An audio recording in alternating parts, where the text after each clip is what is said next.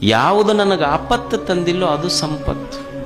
ಅದಕ್ಕಕ್ಕೆ ಮುಕ್ತಾಯಕ್ಕಂತಾಳ ಐಶ್ವರ್ಯ ಮೂಲ ಲಿಂಗಾರ್ಚನೆಯ. ಲಿಂಗಾರ್ಚನೆ, ಲಿಂಗ ಅಂದ್ರೆ ನಾವು ಬರೇ ಕಲ್ಲಿನ ಗುಡಿಯೊಳಗಿರುವ ಲಿಂಗ, ಅದು ಲಿಂಗ ಅಲ್ಲ.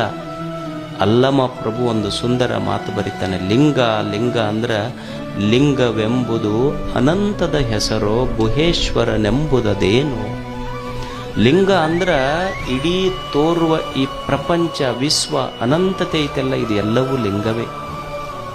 ಅದಕ್ಕೆ ಐಶ್ವರ್ಯ ಬರಬೇಕಾಗಿತ್ತು ಅಂದ್ರೆ ಬರೇ ದುಡ್ಡು ಗಳಿಸೋದಂತಲ್ಲ. ಮೊದಲು ನಾವು ತಿಳ್ಕೋಬೇಕಾಗಿದ್ದು ಬಡತನ ಯಾಕೆ ಬಂತು ನಮಗೆ ಬಡತನ ಯಾಕೆ ಬಂತು ಅಂದ್ರೆ ನಮಗೆ ಇರುವುದು ಯಾವುದು ಸಂಪತ್ತಂತ ಗೊತ್ತಾಗಿಲ್ಲ. ದೇವರು ಏನು ಇದನ್ನೆಲ್ಲ ಇಟ್ಟನಲ್ಲ, ಇದು ಸಂಪತ್ತಂತ ಗೊತ್ತಾಗ್ಲಾರ್ದಕ್ಕೆ ಬಡತನ ಬಂತು ನಮಗೆ. ಯಾವುದು